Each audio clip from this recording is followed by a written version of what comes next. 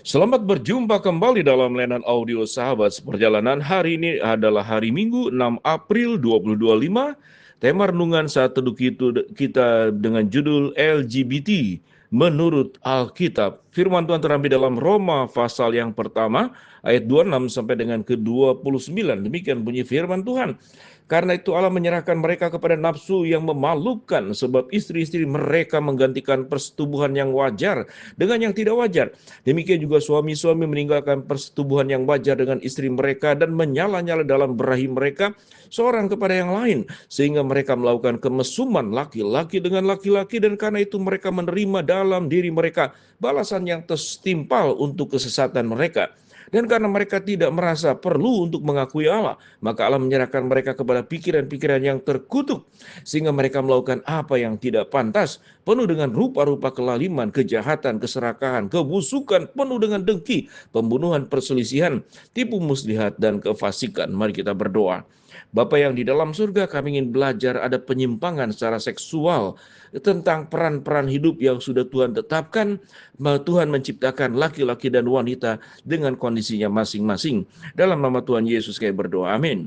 Shalom sahabat seperjalanan yang dikasihi Tuhan, kita sudah sangat tahu dengan jelas tentang LGBT, lesbian, gay, biseksual, dan transgender adalah penyimpangan seksual yang terjadi di dalam setiap zaman sesungguhnya ada, sehingga Alkitab pun mencatat dalam kitab Roma, dan sebelum di situasi yang ada di dalam perjanjian baru pun, dari yang lalu pun tetap itu ada semenjak manusia jatuh di dalam dosa.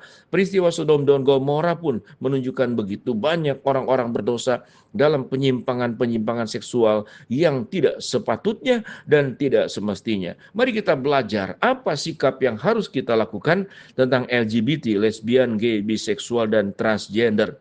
Kita harus tahu apa kita akan menjadi orang yang menerima dengan cinta kasih mereka sebagai orang berdosa, sebagaimana Kristus yang datang menerima mereka dengan kasih yang tidak terbatas. Sebelum kita berbicara tentang hal tersebut, Allah menciptakan kita. Kemudian setelah kita jatuh dalam dosa, Allah menyediakan penebusan. Dan penebusan dosa itu, seluruh dosa, tidak ada yang namanya dosa besar, dosa kecil, atau setengah besar, atau setengah kecil. Semua dosa tetap adalah dosa. Semua dosa mendatangkan maut. Dan semua orang itu membutuhkan penyelamatan dan juga keselamatan yang sudah Tuhan sediakan di dalam Kristus Yesus. Setiap orang membutuhkan pengampunan dosa. Setiap orang harus membuka dirinya untuk menerima. Mari kita belajar bahwa dosa apapun termasuk penyimpangan seksual, walaupun dengan keras Alkitab mencatat tentang hukuman Allah kepada kefasikan dan kelaliman manusia. Dalam kitab Roma, dan kalau mencatat tentang dosa-dosa penyimpangan itu, mereka sudah mendapatkan pengarahan, mereka sudah mendapatkan pengajaran, mereka sudah dapat mendapatkan pencerahan firman Allah. Tapi mereka tetap tidak peduli. Artinya mereka dengan sengaja melakukan semuanya itu, sekalipun sudah mendapatkan pencerahan kebenaran dari firman Allah. Sebelum kita melihat di dalam pasal yang pertama, di ayat-ayat yang kita baca tadi, sebelumnya juga sama. Adalah kelompok orang yang tidak percaya kepada Allah, yang kita baca di dalam renungan bersama dalam Roma pasal 1 ayat 18 sampai ke 21. Dan kemudian pada ayat yang ke-26 sampai seterusnya, ini berbicara tentang penyimpangan seksual. Apa yang mendasari orang menyimpang? Pertama, karena keberdosaan. Yang kedua adalah memang karena tidak mengakui Tuhan itu ada. Tatkala Tuhan tidak mengakui Tuhan itu ada, mereka merasa tidak perlu mentaati apa yang Tuhan perintahkan kepada kita, supaya kita hidup di dalam keadaan normal dan hidup dalam keadaan semestinya.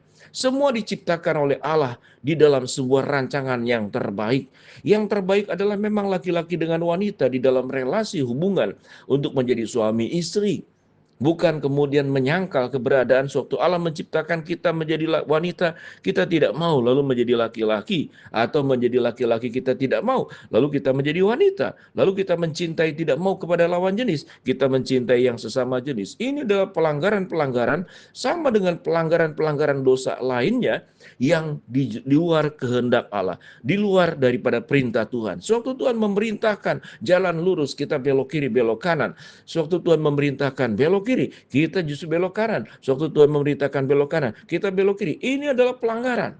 Jadi yang paling utama sesungguhnya adalah pemberontakan, tidak mau mengikuti apa yang diperintahkan oleh Allah. Sehingga dikatakan Tuhan begitu murka. Dan Allah menyerahkan mereka kepada pikiran-pikiran yang terkutuk. Tafsiran yang sesungguhnya bukan Allah menyerahkan, tapi pikiran-pikiran mereka tidak mau diarahkan oleh Allah, sehingga mereka masuk di dalam perbuatan-perbuatan terkutuk. Secara psikologi ada orang-orang atau secara fisiologis ke tubuh ada hormon tertentu yang karena genetik, karena segala sesuatu kemudian mengalami penyimpangan, tapi itu berarti bukan membenarkan. Kita bisa mengasihi, kita bisa memberikan katakanlah pemahaman kepada mereka, tapi perbuatan dosa tetap adalah dosa. Namun pengampunan, pintu pengampunan Tuhan, pintu penerimaan Allah itu tidak tertutup tatkala setiap kita menyadarinya. Bukan dengan sengaja melakukan keburukan itu berulang-ulang, dan itu adalah kelompok termasuk orang bebal yang memang tidak mempercayai Allah, yang memang tidak mau taat kepada Allah. Kita tahu dengan jelas kalau ada orang yang punya penyimpangan seksual, LGBT, lesbian, gay, biseksual, transgender, itu kelemahan mereka. Tapi kalau kita boleh jujur, setiap kita juga punya kelemahan dosa-dosa. Kalaupun bukan dosa LGBT, tapi dosa yang lain. Ada orang yang sangat suka sekali marah, sulit sekali untuk bisa menahan emosi. Ada orang yang terus berbicara menggosip, sulit sekali untuk tenang dan menjaga kata-kata dan mulutnya. Maka itu dosa yang sama saja dengan LGBT ataupun dosa-dosa bentuk yang lain. Ada orang yang tidak pernah punya empati, sangat suka sekali untuk menghina orang bawah, orang biasa, rakyat biasa, suka sekali menghina orang-orang yang ada di jalanan. Maka sikap dosa menghina, apa dosanya sama? Sama saja itu dosa di hadapan Allah. Tetapi di atas semuanya itu, biarlah kita boleh menyadari, jangan sampai kita menghakimi orang-orang yang punya kelainan di dalam perilaku seksual, lalu kita tidak menyadari bahwa kita pun tidak lebih baik dari mereka. Kita tetap menetapkan bahwa firman Allah adalah yang membimbing kita. Kita tetap meyakini bahwa setiap dosa itu ada hukuman dan itu adalah kedaulatan Tuhan, hak prerogatif Tuhan yang kita tidak pahami. Tugas kita sebagai orang percaya adalah bagaimana hidup kita itu dengan benar, bagaimana kita mengurusi dosa kita pribadi lebih rajin daripada ngurusi dosa-dosa orang lain. Kalau ada orang yang punya penyimpangan LGBT, kita pun juga punya penyimpangan dalam bentuk dosa-dosa yang lain. Jangan merasa lebih benar, jangan merasa lebih kudus, jangan merasa lebih kemudian lebih rohani daripada mereka. Lalu kita anggap kelompok-kelompok yang punya penyimpangan seksual sebagai pendosa kelas berat. Dosa tetap dosa. Allah akan punya perhitungannya sendiri dengan dosa kita. Tapi kasih juga tetap kasih. Allah mengasihi dan memberikan kepada kita pengampunan, akan membuang seluruh dosa-dosa kita sampai ke tubir-tubir laut, akan menjadi putih seperti bulu domba dan akan putih seperti salju. Itulah kasih Allah, itu juga adalah hukuman Allah. Sebagai orang percaya, biarlah kita terus memperbaiki diri kita sendiri. Urusan dosa orang lain tentu mereka punya tanggung jawab di hadapan Allah. Tapi biarlah kita menjadi pribadi yang lebih rajin mengoreksi, mencari kekurangan kita, memperbaiki. Jangan kemudian terbalik, rajin mengoreksi dosa-dosa orang lain, khususnya penyimpangan seksual, sampai kita lupa bahwa kita juga adalah pendosa. Kita pun membutuhkan pengampunan Tuhan, dan dosa-dosa kita pun akan berhadapan juga dengan hukuman. Kalau Tuhan akan menghukum kita, itu adalah haknya Tuhan. Mari kita belajar menjadi pribadi yang matang, dewasa, menyikapi dosa sendiri dengan baik, menyikapi dosa orang lain juga dengan baik, bukan untuk mengguncingkan apalagi menghakimi. Mari kita berdoa. Bapa dalam surga, terima kasih buat kebenaran firman Allah yang kami pelajari. Hamba berdoa buat sahabat seperjalanan yang sakit, Tuhan jamah sembuhkan. Sahabat seperjalanan yang sedang menghadapi masalah, Tuhan bukakan jalan.